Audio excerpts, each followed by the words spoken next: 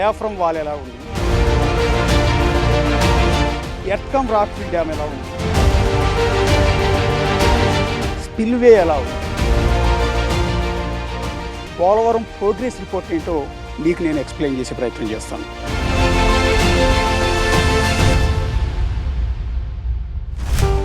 ఆంధ్రప్రదేశ్కు జీవనాడి పోలవరం ప్రాజెక్ట్. దశాబ్దాలుగా పోలవరం ఎప్పటికి పూర్తవుతుందనేది ఇప్పటి వరకు ఆన్సర్ లేని క్వశ్చన్. అయితే త్వరలోనే ఆ ప్రశ్నకు గోదావరంత సమాధానం దొరకబోతోంది.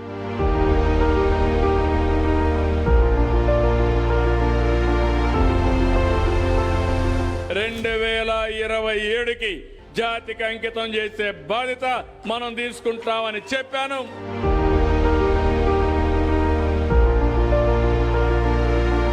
మరో 2 ఏళ్లలోనే పోలవరం పూర్తి చేయాలని సంకల్పించింది ఏపీలోని కూటమి ప్రభుత్వం.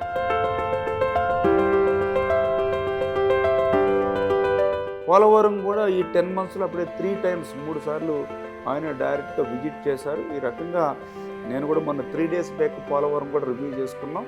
పనులన్నీ కూడా సంతృప్తికరంగానే జరుగుతూ ఉన్నాయి. అనుకున్నటువంటి లక్ష్యానికి అనుగుణంగానే పోలవరం పూర్తవుతుందనే విధంగా ఆ వర్క్స్ అన్ని కూడా ముందుకెళ్తూ ఉన్నాయి.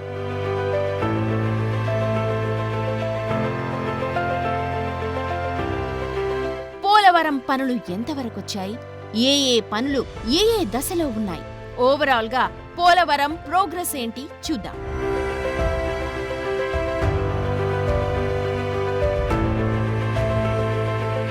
ఆంధ్రప్రదేశ్ ప్రజల కలల ప్రాజెక్ట్ అయిన పోలవరం ఇదే మీ కళ్ళ ముందు సాక్షాత్కరిస్తోంది ఈ పోలవరం ప్రాజెక్టు.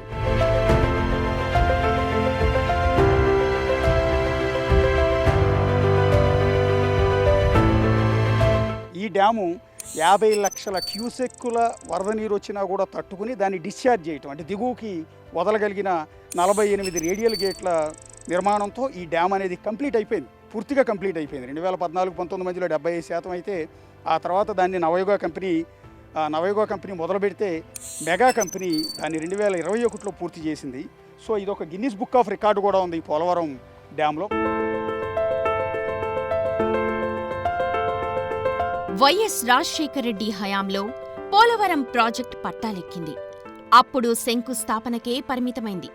2014లో ఆంధ్రప్రదేశ్లో టీడీపీ ప్రభుత్వం అధికారంలోకొచ్చాక పోలవరం పనుల్లో వేగం పెరిగింది. ఈరోజు చంద్రబాబు నాయుడు గారు ముఖ్యమంత్రిగా అధికారంలోకి వచ్చాక ఆయన మొట్టమొదటి మళ్ళీ క్షేత్ర పర్యటన పోలవరం ప్రాజెక్టు వెళ్ళడం జరిగింది.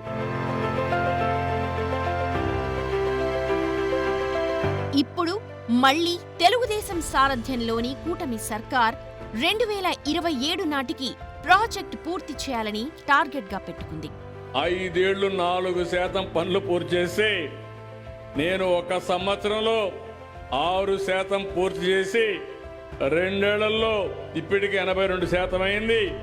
2 ఏళ్లలో ప్రాజెక్టును పూర్తిగా పూర్తి చేసే బాధ్యత ఈ ప్రభుత్వం అందని చెప్పి కూడా మీకు తెలియజేస్తున్నా.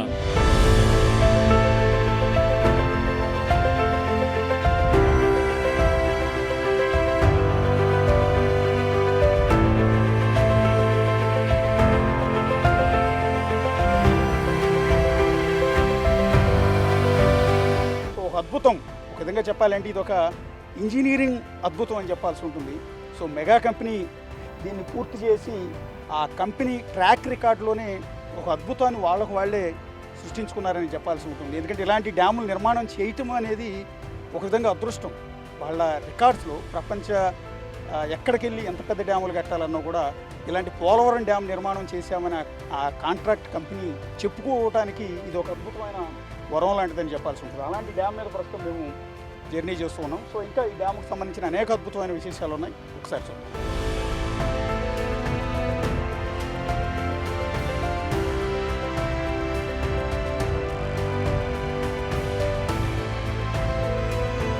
ఈ వెనక్కి కనిపిస్తున్నదంతా కూడా స్పిల్వే ఛానల్కి సపోర్ట్గా నిర్మించిన గైడ్ బండ్ అంటే ప్రధానమైన డ్యామ్ ఏదైతే ఉందో దానికి సపోర్ట్గా, అంటే వరద నీటి ప్రవాహం ఎక్కువ వచ్చినప్పుడు ఒక్కసారిగా ఆ ప్రవాహ వేగం అంతా కూడా డ్యామ్ మీద పడకుండా ఉండేందుకు ఈ పక్క నిర్మించిన రాళ్ల కట్ట ఇది ఈ గైడ్ బండ్.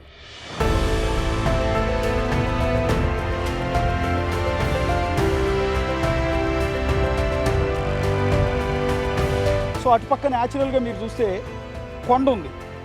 సో ఎంత పెద్ద వరద వచ్చినా కూడా అది న్యాచురల్గా ఉన్న కొండ కాబట్టి డ్యామ్కి ఎలాంటి ఇబ్బంది లేదు. మరి ఇటుపక్క ఏం చేయాలనుకున్న సందర్భంలో ఇటుపక్క కూడా కొండ భాగం కొంత ఉంది, కానీ దానికంటే కూడా దానికి సపోర్టుగా ఉండేందుకు ఈ గైడ్ బండ్ నిర్మాణం అనేది చేశారు. చాలా పెద్ద పెద్ద ప్రాజెక్టులకు మాత్రమే ఇలాంటి గైడ్ బండ్ల నిర్మాణం అనేది చేస్తూ ఉంటారు. ప్రపంచంలో ఏ నదిపై డ్యాం కట్టాలన్నా దానికంటే ముందు కాఫర్ డ్యాం కట్టడం కంపల్సరీ. పోలవరం ప్రాజెక్టుకు ఆటంకాలు రావద్దన్నా, పనులు వేగంగా కొనసాగాలన్నా ప్రధానమైంది కాఫర్ డ్యామే. డయాఫామ్ వాల్ పూర్తి చేసి ఆ కాఫర్ డ్యామ్ పూర్తి చేయకుండా కావాలని కక్ష తీర్చుకునే విధంగా పోయి డయాఫామ్ వాల్ కూడా కొట్టుకుపోయే పరిస్థితికి వచ్చింది. ఈరోజు మళ్ళీ దాని మీద శ్రద్ధ పెట్టాం. భగవంతుడు మళ్ళీ నాకే అవకాశం ఇచ్చాడు దాన్ని పూర్తి చేసే అవకాశం.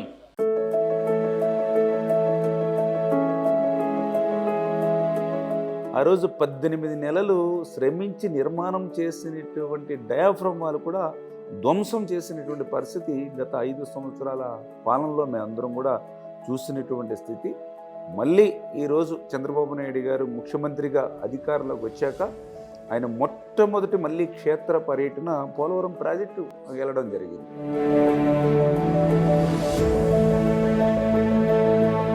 ఇప్పుడు నేను నిలబడి ఉన్నది పోలవరం డ్యామ్ నిర్మాణంలో అత్యంత కీలకమైన ఎగువ కాఫర్ డ్యామ్.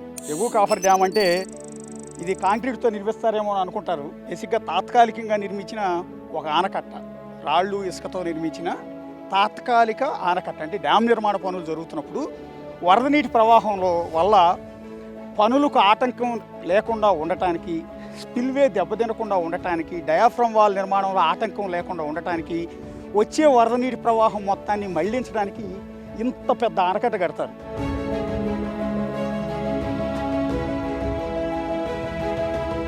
మరి పోలవరం దగ్గర కాఫర్ డ్యాం ఎంత పటిష్టంగా ఉంది? ప్రాజెక్ట్ నిర్మాణంలో అది ఎంత కీలకమైందో ఇప్పుడు చూద్దాం.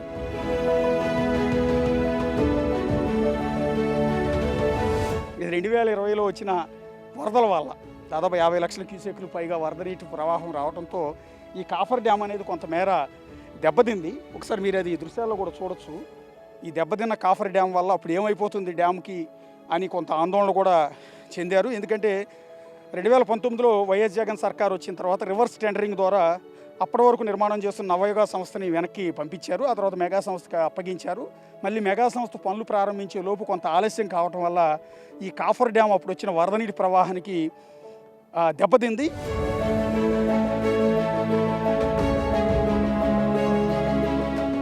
ఒక్క కాఫర్ డ్యామ్ మాత్రమే కాదు, దానికి ఆనుకొని బట్రెస్ డ్యామ్ ని కూడా నిర్మిస్తున్నారు.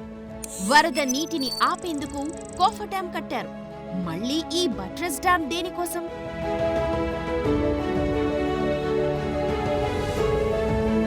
ఆ వర్షాకాలంలో అప్పర్ కాఫర్ డ్యామ్ సీపేజ్ ఉంటుంది కాబట్టి దానికి ఒక బట్రెస్ డ్యామ్ను కూడా నిర్మాణం చేయమని ఏదైతే మనం ఈ ఎక్స్పర్ట్స్ కమిటీ ఎవరైతే ఇచ్చారో దాని ప్రకారం బట్రెస్ డ్యామ్ అనేది ఇప్పుడు 80% కంప్లీట్ అయింది. ఈ మంత్ అన్ని కంప్లీట్ చేస్తాం.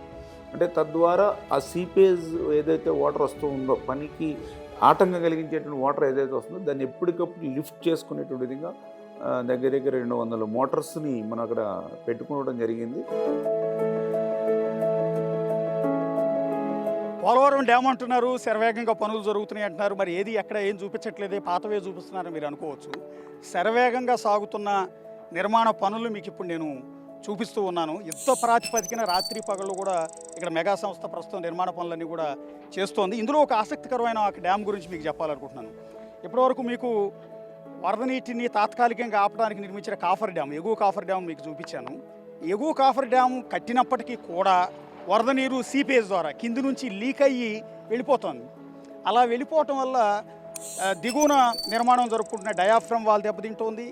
డయాఫ్రమ్ వాల్ మళ్ళీ కొత్తగా నిర్మిస్తున్నారు కాబట్టి దాని పనులకు ఇబ్బంది కలుగుతుంది. ఎర్త్కమ్ రాక్ఫిల్ డ్యామ్ ఆ తర్వాత కంప్లీట్ అయిపోయిన తర్వాత నిర్మించే ఆ డ్యామ్కి ఇబ్బంది కలుగుతుంది. కాబట్టి ఆ సీపేజ్ని కంట్రోల్ చేయడం కోసం కొత్తగా ఈ ఎగువ కాఫర్ డ్యామ్ను ఆనుకుని ఈ బట్రస్ డ్యామ్ నిర్మాణం చేస్తున్నారు.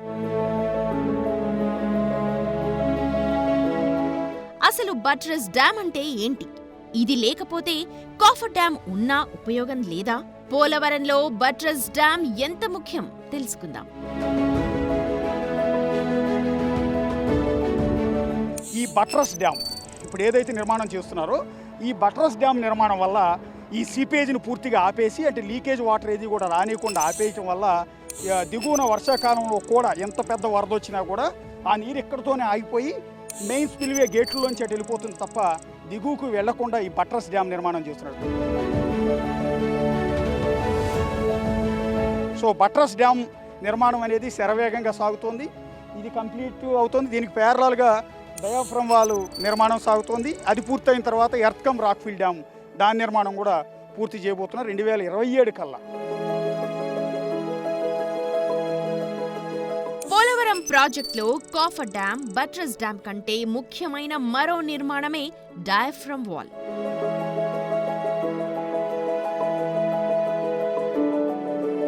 పోలవరం డ్యాంలో అత్యంత కీలకమైంది, ఈ మధ్యకాలంలో అత్యంత వివాదాస్పదమైంది డయాఫ్రమ్ వాల్. డయాఫ్రమ్ వాల్ అంటే భూమి మీద ఎక్కడో కట్టిన గోడ, లేకపోతే డ్యాంలో ఒక భాగం ఏమో అనుకుంటారు. అది కాదు. చాలామందికి తెలియాల్సిన విషయం ఏంటంటే డయాఫ్రమ్ వాల్ అంటే డ్యామ్ ఆనకట్ట ఏదైతే కడుతున్నారో ఆనకట్ట దగ్గర వాటర్ స్టోర్ చేస్తాం కదా, దాదాపు 250 టీఎంసీలు ఎగువ నుంచి వచ్చే 50 లక్షల క్యూసెక్లు వరద నీటిని తట్టుకుని ఇక్కడ వాటర్ అంతా కూడా స్టోర్ అయి ఉంటుంది కదా. అలా స్టోర్ అయిన వాటర్ నదిలో ఉన్న ఇసుక కారణంగా, ఇసుక పొరల మధ్యలో ఉన్న ఖాళీ కారణంగా ఆ వాటర్ అంతా కూడా లీక్ అయిపోయి వెళ్లకుండా ఉండటానికి ప్రతి డ్యామ్కి కూడా ఈ డయాఫ్రమ్ వాల్ నిర్మాణం చేస్తారు. పోలవరం ప్రాజెక్ట్ ఎక్కడ నిర్మాణం చేస్తూ ఉన్నారు? అసలు ఇక్కడ ఒక్క నిర్మాణం కూడా జరగలేదు. ఈ యొక్క కేటాయించినటువంటి నిధులన్నీ కూడా ఏమైపోయాయని ప్రశ్నించాడు. అంటే పాపం ఆయనకి డయాఫ్రమ్ వాల్ భూమి లోపల కడతారని తెలియదు. అంటే అప్పుడు డయాఫ్రమ్ వాల్ నిర్మాణం జరిగింది. కానీ ఈయన పాదయాత్రలో అక్కడ చూసినప్పటికీ సమాంతరంగా కనిపిస్తుంది. అంటే మీరు చెప్పిన డయాఫ్రమ్ వాల్ ఎక్కడ ఉంటుందో ఆ రోజు ముఖ్యమంత్రికి తెలియలేదు. ఆ రోజు ఉన్నటువంటి ఇరిగేషన్ శాఖ మంత్రి కూడా మాట చెప్పారు ఆయన. ఆ డయాఫ్రమ్ వాల్ ఏముంది, బక్రానంగల్కి ఉంటుంది, శ్రీశైలంకి ఉంటుంది, నాగార్జున సాగర్కి ఉంటుంది, ప్రతి ప్రాజెక్టుకి డయాఫ్రమ్ వాల్ ఉంటుందని ఒక ఇరిగేషన్ శాఖ మంత్రి చెప్పారు. గోదావరి అడుగున నిర్మించే ఈ డయాఫ్రమ్ వాల్ పనులు ఎంతవరకొచ్చాయి? భూగర్భంలో దానిని ఎలా నిర్మిస్తున్నారో చూద్దాం. ఎస్, డయాఫ్రమ్ వాల్ మళ్ళీ నిర్మాణం ప్రారంభించాం మొన్న జనవరి 18వ తారీఖున ఈ సంవత్సరం 25లో. రేపు డిసెంబర్ 25 కల్లా డయాఫ్రమ్ వాల్ పూర్తి చేయాలి. ఇప్పుడు అసలు డయాఫ్రమ్ వాల్ అంటే ఏంటి? ఇదిగోండి, ఇటు చూడండి. ఇప్పుడు ఇది తాత్కాలికంగా ఒక వాల్ నిర్మాణం చేశారు ఇక్కడ, ఇది చూడవచ్చు. సో ఇదే మాదిరిగా ఇదిగో ఈ గోడ నుంచి ఈ గోడ వరకు ఈ రెండు కూడా తాత్కాలికంగా కట్టిన గోడలు. అంటే మధ్యలో కాంక్రీట్ వేయడానికి డయాఫ్రమ్ వాల్ నిర్మాణం కోసం ఇదిగో ఇటు ఒక గోడ కట్టారు, ఇటు ఒక గోడ కట్టారు. ఈ రెండు గోడల మధ్యలో ఉన్న డిస్టెన్సు 1.3 మీటర్స్. ఇది ఇక్కడ నుంచి మొదలు పెడితే ఇదిగో ఇక్కడ వరకు 1.3 మీటర్స్ వెడల్పు డయాఫ్రమ్ వాల్ నిర్మాణం చేస్తారు. అంటే భూమి మీద కట్టరు. ఇది మీరు చూడాల్సింది ఏంటంటే డయాఫ్రమ్ వాల్ భూమి మీదకు ఉండదు, భూమి లోపల ఉంటుంది. భూమి లోపల కట్టిన ఈ డయాఫ్రమ్ వాల్ దెబ్బతింది. వరద ప్రవాహాన్ని తట్టుకోలేక భూమి లోపల నిర్మాణం చేశారు. 100-130 మీటర్ల లోతులో చేసిన డయాఫ్రమ్ వాల్ దెబ్బతినిపోయింది. 400 కోట్లు వేస్ట్ అయిపోయాయి. ఇప్పుడు మళ్ళీ 900 కోట్లతో ఇప్పుడు యుద్ధ ప్రాతిపదికన పనులన్నీ కూడా జరుగుతున్నాయి. అదే జర్మన్ కంపెనీ ఇదంతా వర్క్స్ అన్నీ కూడా చేస్తున్నాయి. వర్క్స్ జరుగుతున్న చోట కూడా వెళ్దాం. అక్కడికి వెళ్ళిన తర్వాత చూస్తే మీకు క్లియర్గా అర్థమవుతుంది భూమి లోపల గోడ ఎట్లా కడుతున్నారు అని. డయాఫ్రమ్ వాల్ నిర్మాణంలో మరో కీలకమైన భాగం గైడ్ వాల్.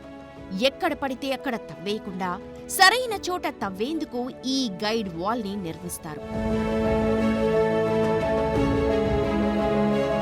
ఏదైతే డయాఫ్రమ్ వాల్ ఉందో అది భూమి లోపల వరకు వెళ్తుంది. దానికి జస్ట్ అటు ఇటు సపోర్టింగ్గా పని చేయడానికి వీలుగా ఇదిగో ఈ గోడ నిర్మాణం అంతా కూడా చేస్తున్నారు. అటు పక్క ఇటు పక్క ఇంత ఎత్తున దాదాపు ఒక 5 అడుగుల ఎత్తు వరకు ఈ గోడ నిర్మాణం అంతా కూడా చేస్తూ ఉన్నారు.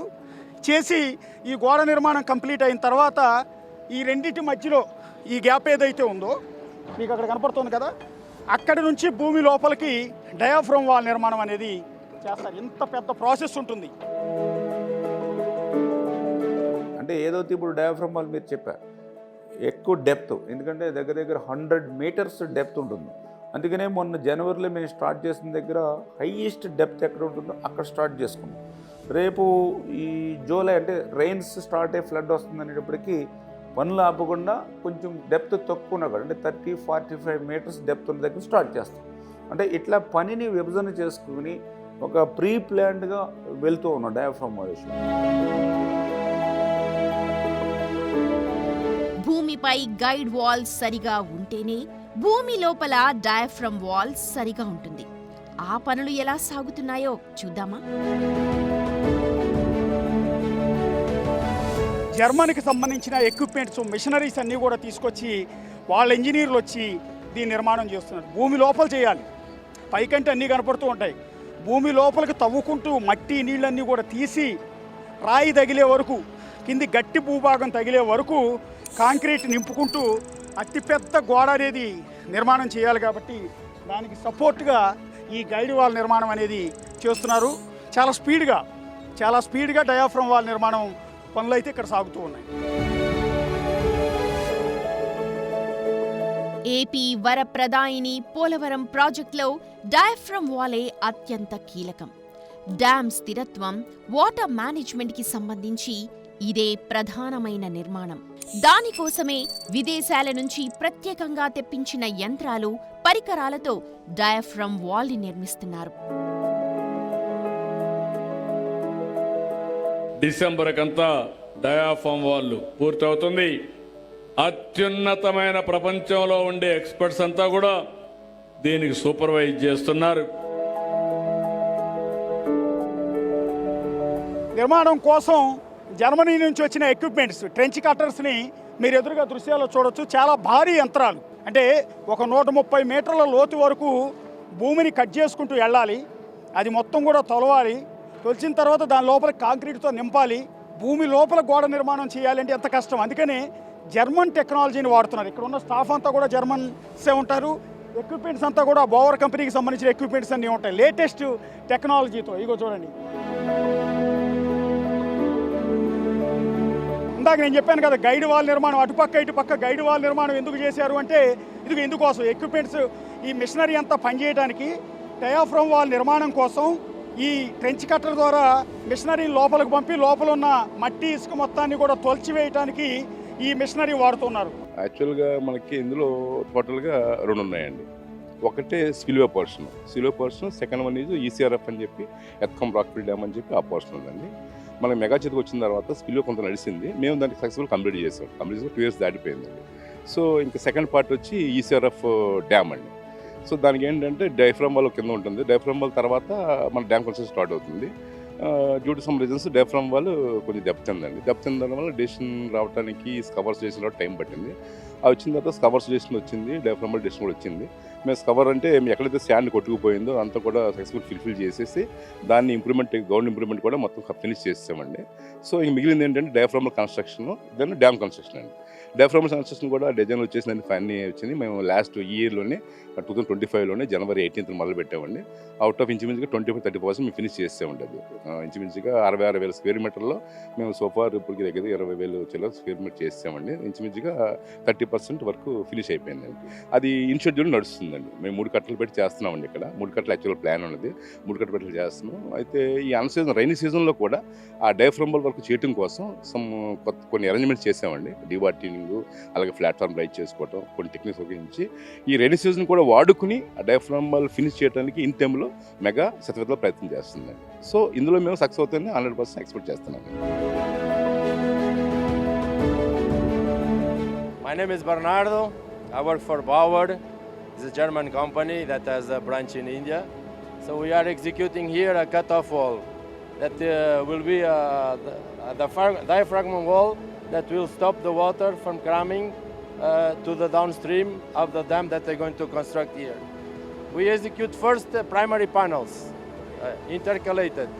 After the primary panels, we're going to execute secondary panels that they're going to close between the primary panels. This is left bank here. That is right bank. We are working now in this area that is at level 20 before monsoon. When the water starts to rise, the monsoon is coming.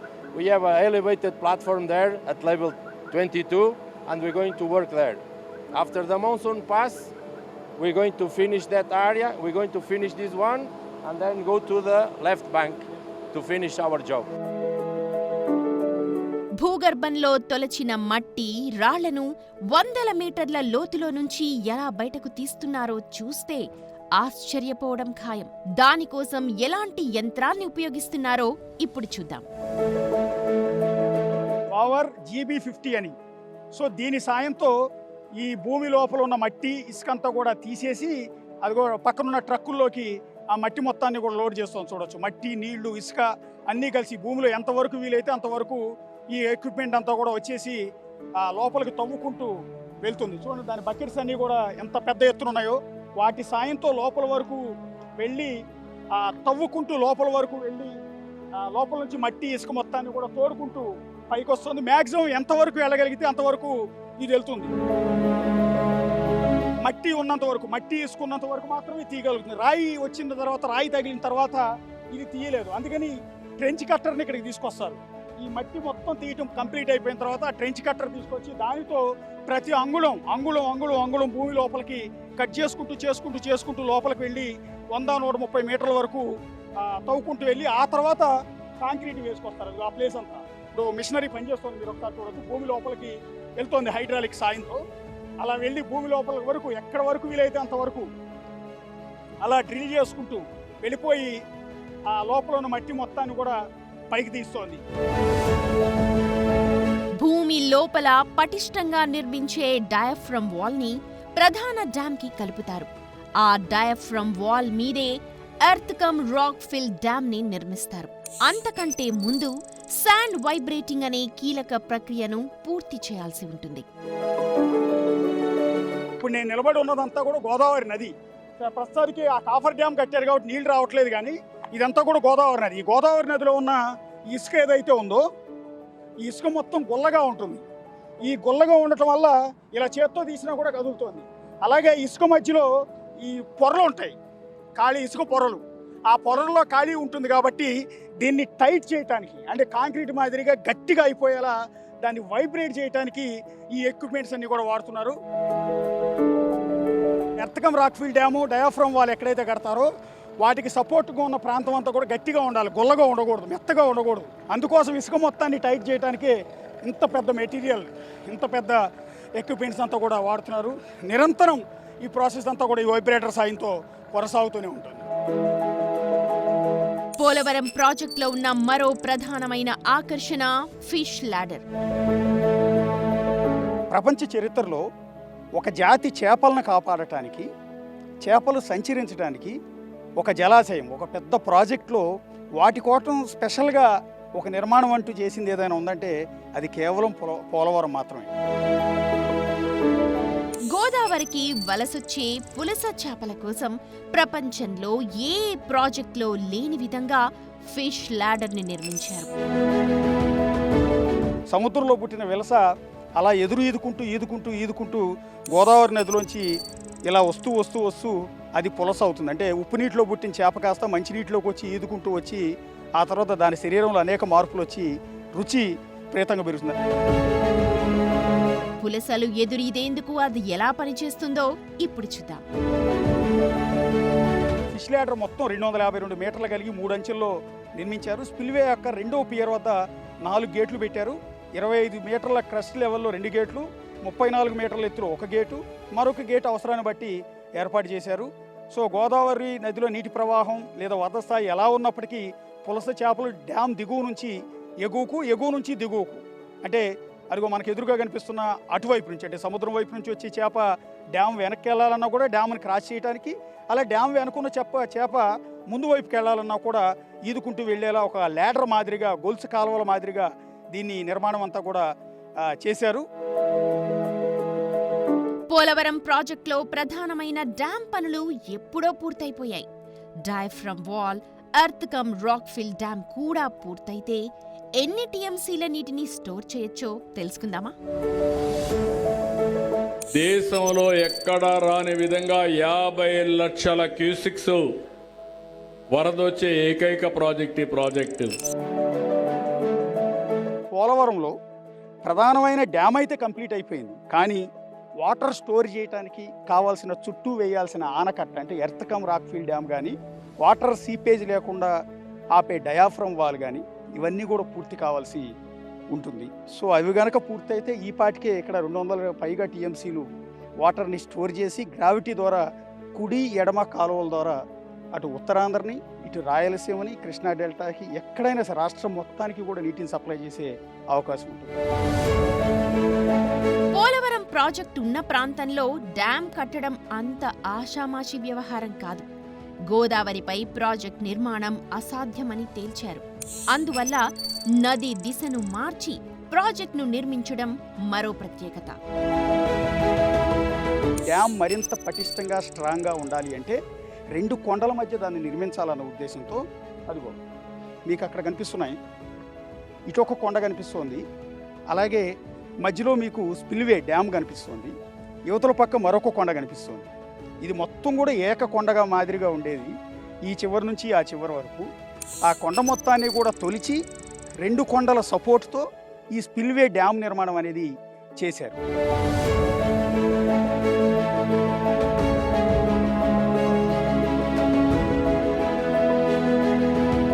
So ఇన్ని విశేషాలు ఉన్నాయి పోలవరం ప్రాజెక్టులో. రెగ్యులర్గా అందరూ అనుకునేది ఏంటంటే Polavaram project అనగానే గోదావరి నది మీద కట్టేసి ఉంటారు అని అనుకున్నారు. అది కాదు. ఈ పోలవరం కట్టడానికి అనేక అవాంతరాలు, అనేక ఇబ్బందులు ఉన్నాయి. వాటన్నిటిని అధిగమించి ఇప్పుడు ఈ డ్యామ్ నిర్మాణం అనేది సాగుతోంది.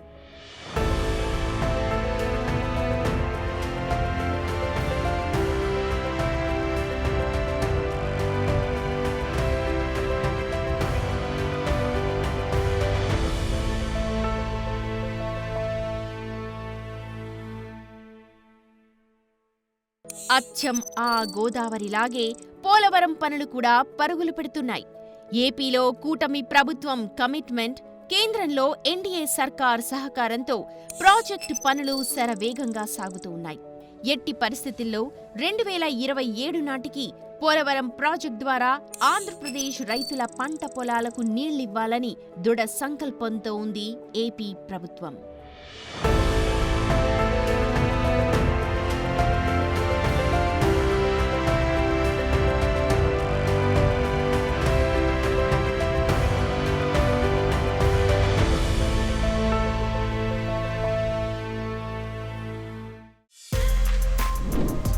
For more videos like this, subscribe Big TV channel.